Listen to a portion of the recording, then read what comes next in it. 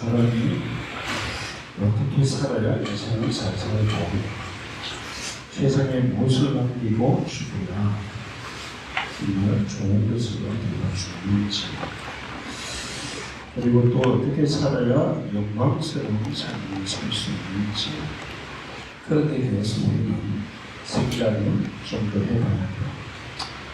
그냥 밥 먹고 돈 벌고 그렇게 살다가 그렇게 죽으면, 그러면 짐승이나 사람이나 별 차이가 없어요. 사람은 삶의 유익과 그리고 의미와 이런 것들을 남길 수 있어야 해요. 지금 전 세계를 지배하는 나라는 미국입니다. 표면적으로. 근데 그 미국을 지배하는 민족은 이스라엘 민족이에요. 노벨상의 22% 세계 경제를 지배하고 정치를 지배하고 금융을 지배하고, 지금 이스라엘이 전쟁하는 거 보면 하마스, 헤즈볼라, 이란 한 번에 그냥 세 나라하고 붙어도 세 나라가 쩔쩔매요. 박살을 내고 있어요. 도대체 그 힘이 어디서 나올까? 이스라엘 민족은 세계 인구의 0.2%밖에 안 돼요. 0.2%. 그리고 노벨상은 22%. 미국의 아이비리그라고 미국에서 제일 좋은 대학이 8개가 있어요. 그 학생들의 20%가 유대인이고, 또 교수들의 30%가 유대인이고, 전 세계에서 억만장자라 그러죠. 그러니까 재산이 억만 달러 이상 되는 그런 사람이 30%가 넘는데요. 그래서 미국이 이스라엘한테 꼼짝 못하는 거예요. 분명히 이스라엘이 잘못하는데도 미국은 누구 편을 듭니까? 이스라엘 편을 들고 있죠. 세계를 움직이는 수많은 사람들이 있었어요. 아인슈타인부터 수많은 사람이 있었는데, 요즘도 스티븐 스필버거, 영화로 유명한 감독이죠. 그 다음에 마크 저커버그라고 뭐한 사람이에요? 페이스북인가 창시자죠. 빌 게이츠. 이런 사람들이 다 유대인이라 그래요. 도대체 어떻게 그 0.2%밖에 안 되는 유대인들이 세계 역사를 지배하고 지금도 세계를 지배하고 있을까? 우리나라 전성수라는 교수님이 유대인들은 지능지수가 94예요. 그래서 세계에 45위래요. 지능지수가. 머리가 좋기로는 45위밖에 안 돼요. 그러면 세계에서 머리가 제일 좋은 민족은 누굴까요? 대한민국이에요. 106. 세계 최고의 1위예요. 1위. 그리고 우리나라는 이 학업 성취도가 OECD 국가 중에 수학은 1위, 읽기는 2위, 과학은 4위. 근데 이스라엘은 30위 정도밖에 안 된대요. 그러니까 우리나라가 뭐 머리 좋지요. 고등학교까지 학업 성취도가 수학이 1위라니까. 과학이 4위지만 4위도 대단하잖아요. 그 많은 나라에서. 근데 유대인들은 30위밖에 안 된대요. 유대인들의 교육열도 굉장히 높지만 세계에서 교육열이 제일 높은 나라는 어느 나라일까요? 대한민국이에요. 교육열이 제일 높은 나라 대한민국.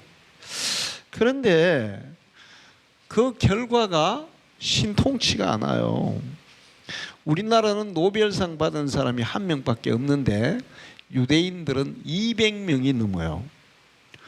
노벨상을 받는다는 것은 경제, 과학, 그 다음에 문학, 예술, 모든 면에서 세계에서 가장 뛰어난 사람들이 받는 거거든요.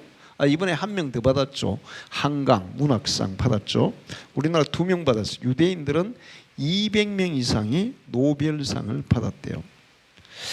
그럼 왜 그러면 유대인들은 우리보다 머리도 떨어지고 공부하는 그것도 떨어지고, 그런데 어떻게 그렇게 세계를 움직이는 사람들이 됐을까? 그거는 지능이나 이런 교육열보다 교육 환경과 내용이 중요하다는 거예요. 교육 환경과 내용. 우리나라 사람들이 왜 머리가 좋은지 또 연구를 한 사람이 있어요. 우리나라 사람은 왜 머리가 좋을까? 머리가 좋은 이유 중에 첫 번째가 한글 때문이래요. 한글. 우리나라 사람들은 글자 모르는 사람이 거의 있어요, 없어요? 지금은 이제. 미국 사람들은 글자 모르는 사람이 있을까요, 없을까요? 엄청 많아요. 엄청 많아요. 우리나라 사람은 글자 모르는 사람이 없어요. 한글 자체가 굉장히 과학적이고 쉽고, 이게 말로만 전달하는 것보다 글로 전달할 때 훨씬 더 오랫동안 정확하게 전달할 수 있어요. 그 다음에 우리나라 사람이 그 머리가 좋은 거는 높은 인구 밀도와 교육열, 이런 것들이 우리나라 사람 머리를 좋게 한대요. 또 하나 특징은 사계절이라는 거예요. 사계절. 이게 뭐 항상 기온이 따뜻한 아마존 같은 데 보세요. 빨가벗고 살아도 아무 문제 없어요. 우리는 계절에 따라서 옷을 맞춰 입어야 돼. 그런데 이 계절도 사계절이 있지만 간절기라는 게 있어 또. 그래서 겨울에서 봄으로 넘어갈 때 입는 옷, 봄에서 여름 갈 때 입는 옷, 여름에서 가을 갈 때 입는, 가을에서 겨울 갈 때 입는 옷. 이게 사계절보다 훨씬 더 복잡해요. 이런 환경에 적응해서 살려면 머리가 좋지 않으면 안 된다는 거예요. 그 적응하다 보니 그래. 그리고 또 머리가 좋은 이유 중에는 젓가락질이 있대요. 젓가락질. 세계에서 인공수정을 제일 잘 정밀하게 잘하는 나라는 어느 나라? 우리나라예요. 그 주사기 보이지도 않는 그거를 현미경으로 하고 정확하게 찔러서 수정을 시키는 능력이 있는데, 그 이유가 뭐냐면 젓가락질에 있다는 거예요. 젓가락질.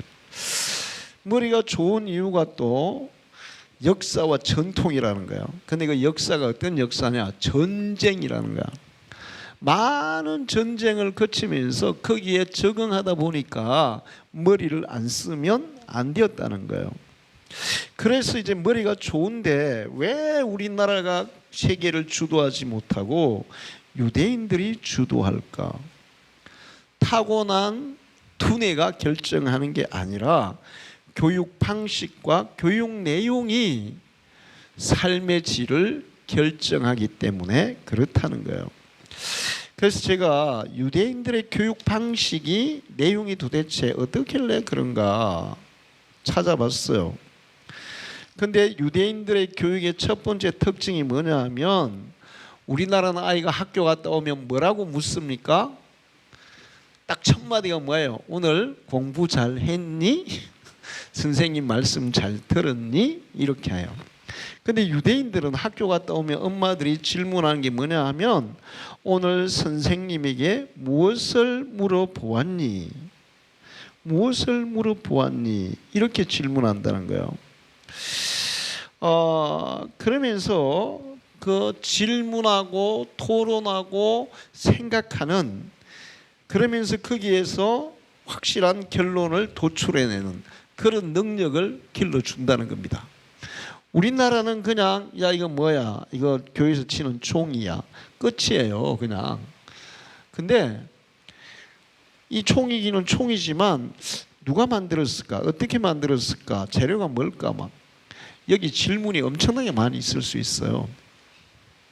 우리는 그냥 딱 보여주고 이거 총이지, 애워, 딱 이렇게 끝나는. 그러면 교육의 내용이 부실하게 되는 겁니다. 그 다음에 이거는 이런 내용이 있더라고요. 유태영 박사가 이스라엘에서 공부를 했어요. 근데 하루는 학교에서 부모와 학생들이 함께 소풍을 갔대요. 그러니까 유태영 박사도 자기 자녀하고 같이 소풍을 갔고 이제 거기서 공부하고 이제 박사학위 이런 과정을 하고 있었으니까 그 교수 이런 사람도 같이 소풍을 갔다네. 그 중에 생물학 교수가 한 명 있었대요.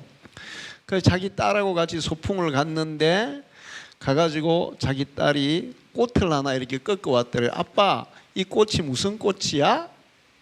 그러니까 아빠가 생물학 박사잖아. 나 모르겠어. 선생님한테 한번 물어봐. 선생님은 알 거야. 그랬다는 거예요. 그래서 아이가 선생님한테 쫓아가더라는 거예요. 그래서 유태영 박사가 아니 생물학 박사가 돼 이 꽃 이름도 하나 모르면 이거 완전히 가짜 박사 아니야? 그래서 물어봤어요. 정말 당신이 이거 꽃 이름 몰라? 그랬더니 아니 그거 수선화야. 그리고 수선화는 어떻게 자라고 꽃말을 꽃뜻은 무엇이고 뭐 그런 걸 쫙 설명해 줬어요. 근데 왜 안 가르쳐 줬어? 선생님에게 들으라고 안 가르쳐 줬어. 그런데 이제 애가 쫓아오더니 아빠 선생님도 모른대 이렇게 얘기했다는 거예요. 그러니까 이 생물학 교수 아빠가 그러면 내일 선생님한테 다시 가서 물어봐. 그러면 선생님이 정확하게 가르쳐 줄 거야. 그랬다는 거예요. 그때 아이가 아유 아빠 오늘도 모르는데 내일 선생님이 어떻게 알아요? 응? 아니야 내일은 분명히 가르쳐 줄 거야. 그리고 이제 집으로 왔어. 그리고 그 다음날 아이한테 선생님에게 이 편지를 오늘 아침에 선생님이 꼭 갖다 드려. 그 편지를 써가지고 봉투를 딱 붙여가지고 선생님한테 갖다 주라 그랬어요. 그 아이가 그것을 선생님에게 갖다 줬어요. 거기에 어제 본 그 꽃 이름하고 어떻게 자라고 뭐 꽃말은 뭐고 무슨 뜻이 있고 이런 거 다 써가지고 선생님한테 주면서 우리 아이에게 가르쳐 주라고 이렇게 줬어요. 그리고 선생님이 그 읽어보고 아이에게 가르쳐 준 거예요. 그리고 나서 이제 유태영 박사가 물었어요. 아니 그렇게까지 할 필요가 있냐고, 왜 그렇게 하냐고. 그랬더니 내가 아이에게 주고 싶은 것은 지식이 아니라 선생님을 존경하는 마음을 가지게 하는 겁니다. 응?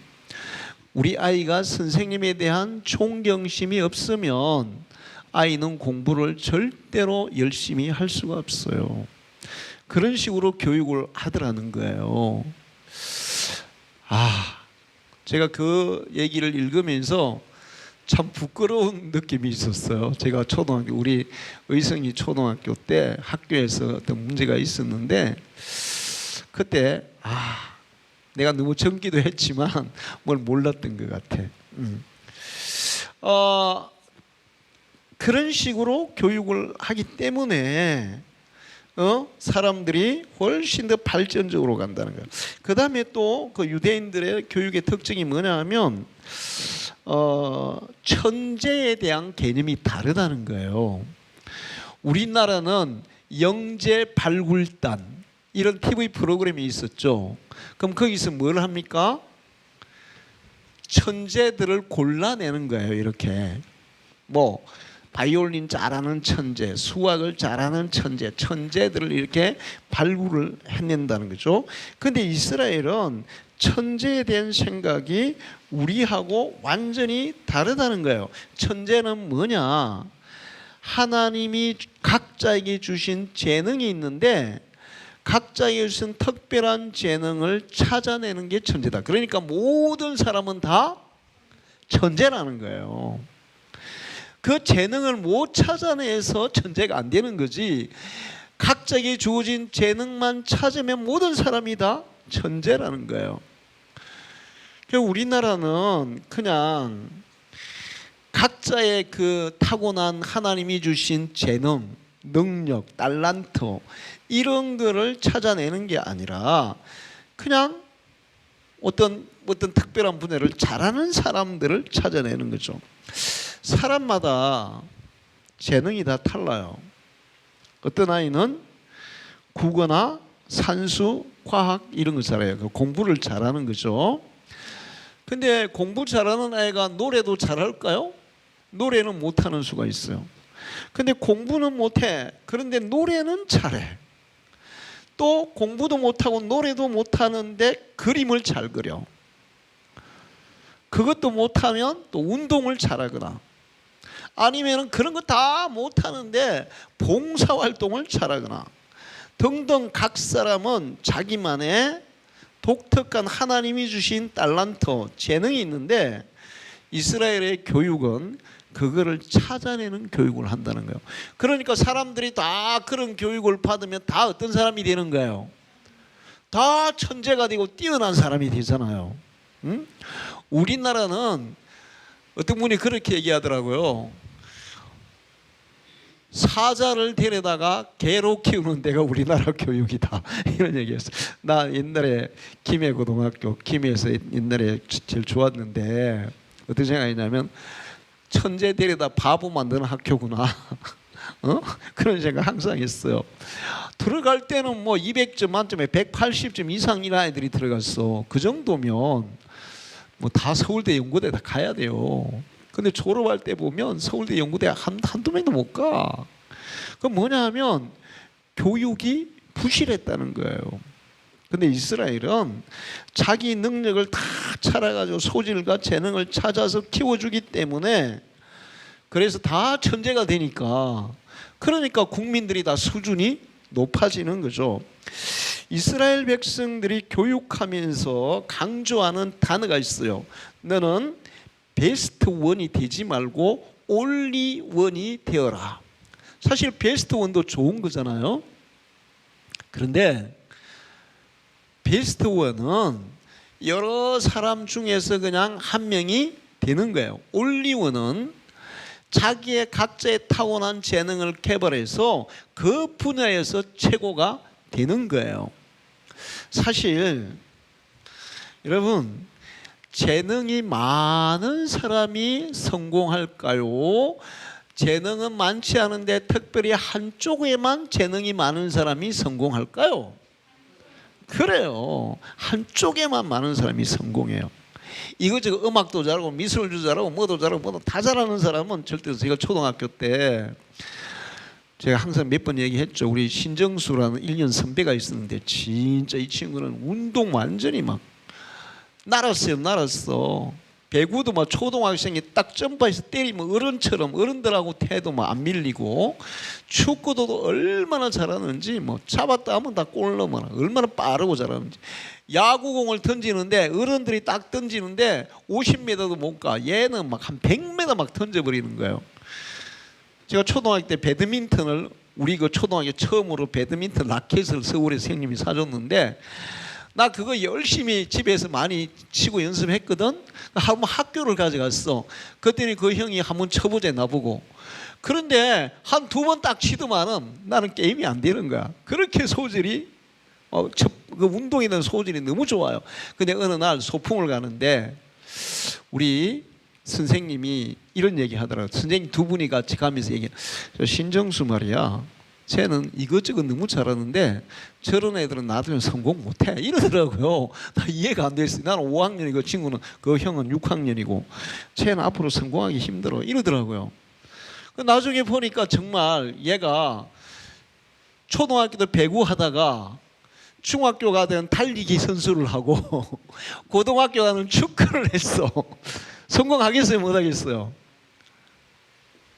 그런 사람을 뭐라 그래요? 그냥 잘하는데 잘 못하는 거야. 한 가지만 했어야 되는데. 운동도 마찬가지라는 거죠. 올리원이 돼야 된다, 이렇게 교육한다는 거예요. 사실은 옛날에 여러분 그 학교 다닐 때 국민교육 헌장 다 외웠죠. 국민교육 헌장. 우리는 저마다의 뭐 타고난 소질을 개발하며, 이런 거 있잖아요. 근데 그런 거 요즘 해나 안 하나?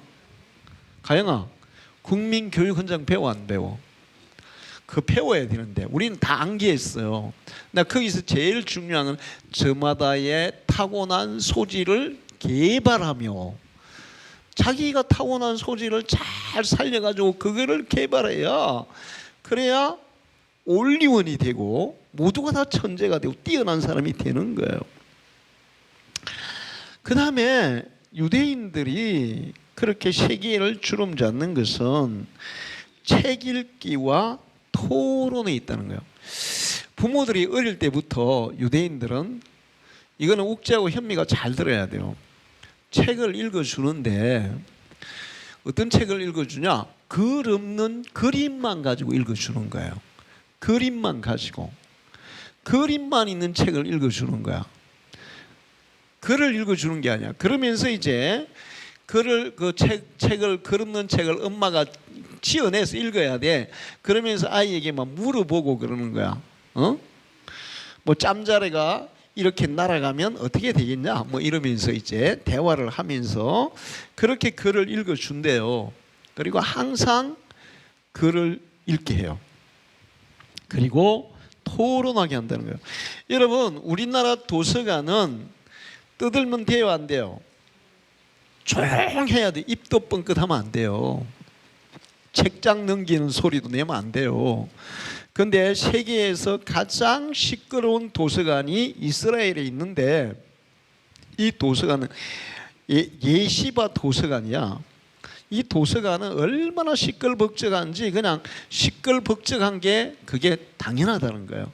그 도서관에 가서 읽고 같이 막 토론하고 얘기하는 거야. 응? 그렇게 토론을 하면서 아이들은 창의력, 상상력, 논리력 이런 것들이 개발이 돼요. 우리나라는 야 이거 종이야. 여기 창의력이 있어요 없어요? 이 논리력이 있어요 없어요? 그냥 이거 총이야만 애우는데 어떻게 창의력이 개발이 되냐고. 거기는 이게 총이 있으면 야 그걸 도대체 뭘로 만들었지? 왜 만들었을까? 어떻게 만들었을까? 누가 만들었을까? 뭐 이런 것들을 서로 이렇게 토론하는 거예요. 그 창의력 그리고 합리적인 사고, 논리력 이런 걸 개발한다는 거죠. 공부를 잘하는 데는 공부를 잘하는 여러 가지 요소들이 있어요. 히프가 무거워야 된다.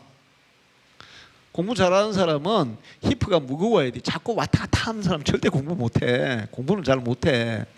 그 다음에 물론 뭐 IQ도 좀 좋기는 해야 돼. 그런데 뭐가 있어야 되냐면 논리력이 좋아야 돼요. 사고력, 논리력이 좋아야 돼. 그래야 공부를 잘하는 거예요. 근데 그런 걸 어릴 때부터 길러주니까 나중에 가서 고등학교 때까지는 우리가 1등 하는데 대학 가면 그때부터 팍 떨어져 버려. 그때부터는 유대인들이 아까 얘기 아이비리그의 30%가 유대인이라고. 미국의 최고 좋은 대학의 30%가 유대인 학생들이 점령하고 있다고. 교수도 30% 이상이 점령하고 있다고. 올라가면 올라갈수록 공부를 잘해야 되는데 우리는 고등학교 때까지는 잘하다가 대학교 가면 팍 떨어져 버리는 거야. 생각 없이 애우기만 했으니까. 거기는 생각을 길러줬기 때문에 올라갈수록 잘하는 거예요. 제가 이 얘기를 왜 하냐면 우리 선생님들이 주일학교 아이들을 가르칠 때, 학생들을 가르칠 때 그냥 학교에서 가르치듯 암기하듯이 가르치지 말고 요즘 공과가 제가 오늘 그 유치부 설교 준비한다고 유년부 공과를 봤어요. 그러니까 좀 생각하는 걸로 좀 거기 만들어 놨더라고요. 그래서 딱 그걸 주고 애들한테 질문을 하고 야, 이거는 너는 어떻게 생각하니? 이렇게 해서 아이들이 얘기를 하게 하고 또 다른 애도 얘기를 하게 하고 아 그래 너는 그렇게 생각하니? 너는 그렇게 생각하니?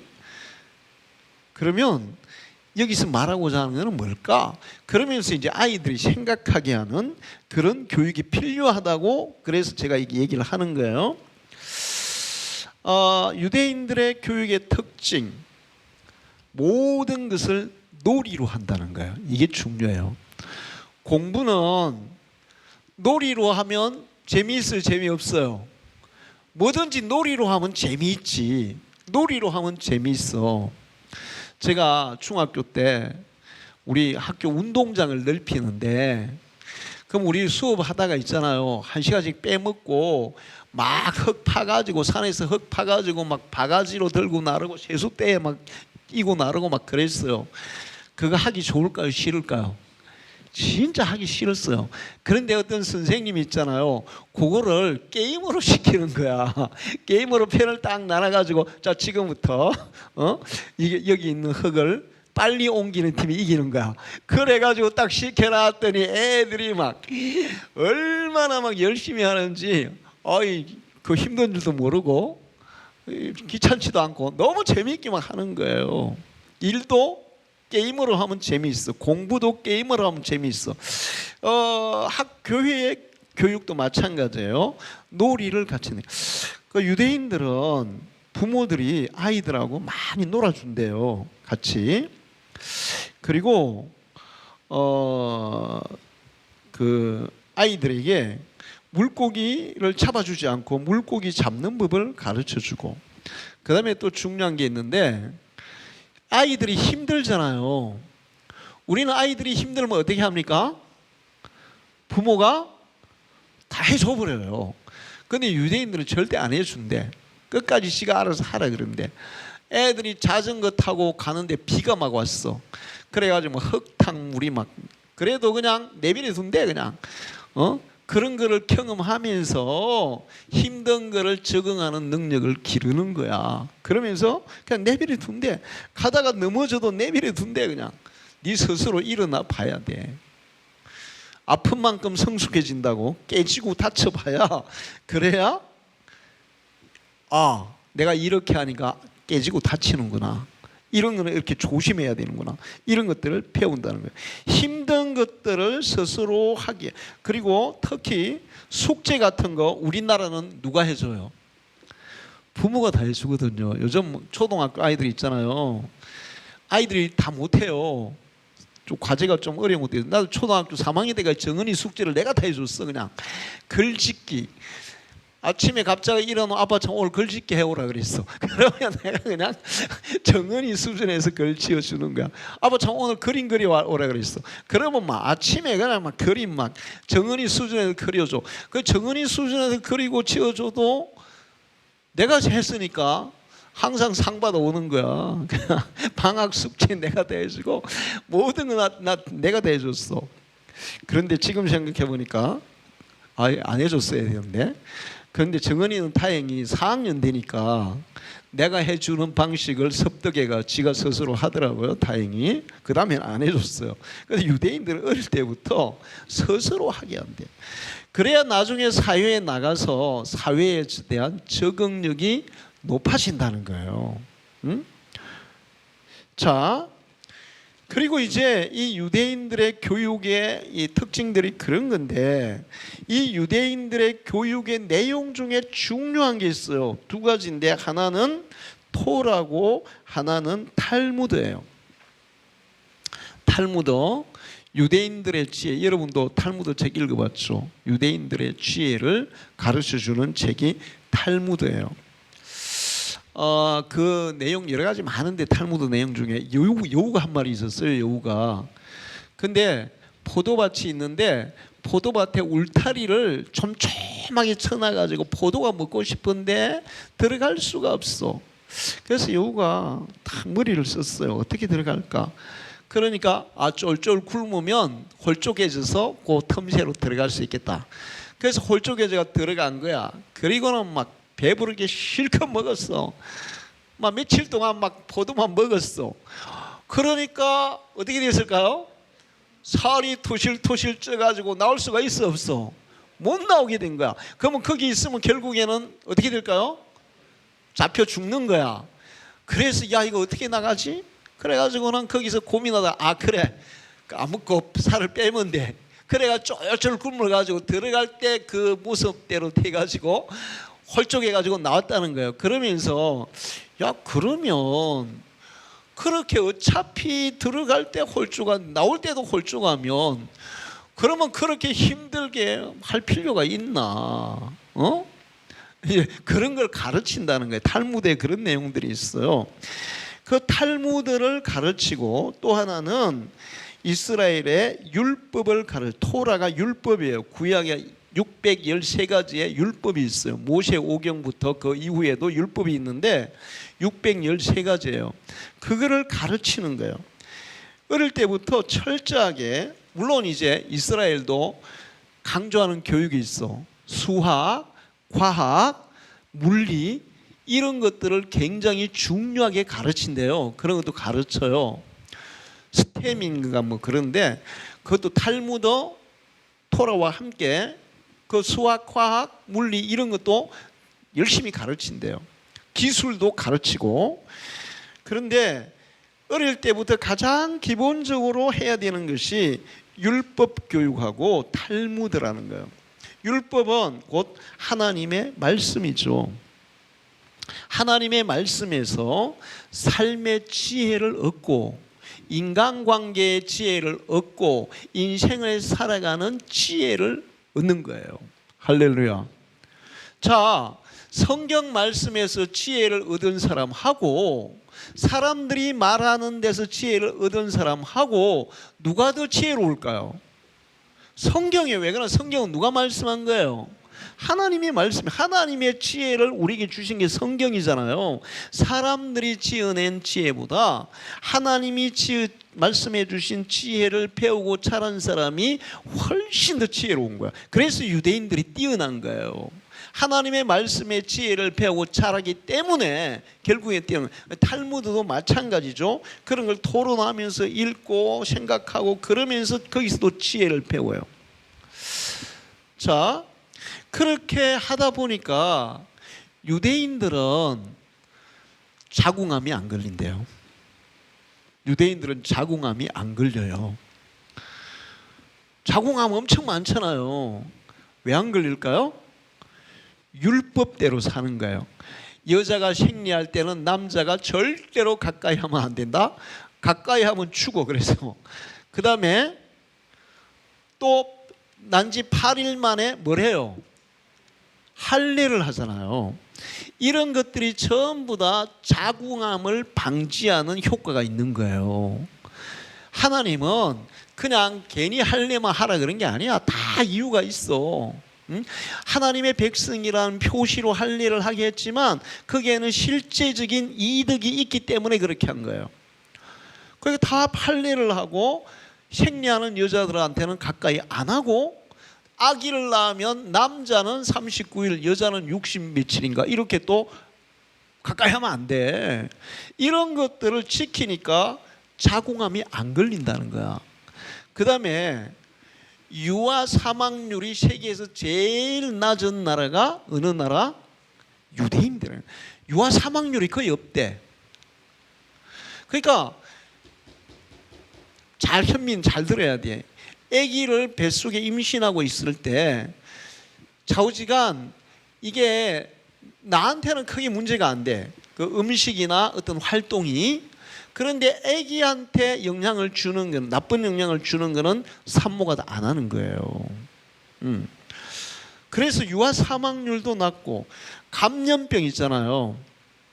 코로나 같은 거는 유대인들은 아무것도 아니야. 옛날에 중세 때 흑사병이 돌았는데 사람들이 막 거의 유럽 인구의 절반이 죽어갔어요. 근데 유대인들은 아무도 안 죽었대요. 왜 안 죽었을까요? 성경에 나와 있는 대로 실천해서 안 죽은 거예요. 레위기에 보면 하나님이 얼마나 지혜로운지, 인간이 지금 현대의학이 밝혀낸 그 지혜를 하나님은 레위기에서 벌써 가르치고 있거든. 자, 전염병이 돌아. 그러면 어떻게 하라 그랬어요? 일단 접촉 금지 며칠간, 7일간.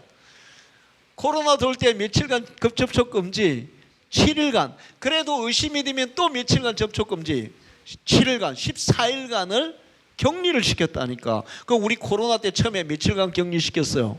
14일. 나중에는 7일만 격리해야 된다. 7일 격리했는데 조금 불안하면 또 7일 격리하면 되는 거예요. 자, 거기다가 이런 전염병에 접촉이 됐다는 의심이 들면 집에 들어가기 전에 반드시 뭘 했어요? 유대인들은 깨끗이 머리부터 발끝까지 씻었다니까. 우리는 코로나 때 뭐 씻으라 그랬어요? 손만 씻게 했죠. 근데 유대인들은 머리부터 발끝까지. 근데 그것만 씻게 하지 않았어. 이거 좀 의심스러운 전염병이야. 그러면 뭐까지 씻었어요? 옷도 다 빨아버린 거야. 그러니까 전염병이 안 걸리지. 근데 현대에 와가지고 우리 코로나 때 이런 거 발견한 거예요. 자, 우리가 교회에서 유대인들은 이렇게 구약의 율법을 철저하게 가르쳐. 그러니까 일반 세계 다른 사람보다 훨씬 지혜롭고 뛰어나요. 근데 거기에 유대인들의 교육에 한 가지 단점이 있어요. 구약의 율법을 613가지 철저하게 가르치는데 뭘 하나 안 가르치고 있어. 그게 뭘까요? 신약의 복음이에요. 예수 그리스도의 사랑이에요. 이걸 안 가르쳐요. 그러니까 유대인들이 똑똑해가지고 잘나가지고 막 능력 많아가지고 이란하고 자기 나라보다 훨씬 큰 나라하고 싸워도 뭐 신경도 안 써. 박살 내버리잖아. 이란이 그냥 야 우리 휴전하자 그러잖아요. 하마스 완전히 막 초토화 시켜버리고 헤즈볼라 초토화 시켜버리고 까불지 마 그냥 그러잖아요. 그런데 똑똑해서 그렇게는 하는데 거기 뭐가 빠졌어요? 사랑이 빠져 있어요. 예수를 몰라요. 자, 구약 성경만 제대로 가르쳐도 사람은 가장 뛰어나고 똑똑한 인물이 될 수 있어요. 할렐루야. 그러니까 교회에서 왜 아이들에게 성경을 가르쳐야 되냐?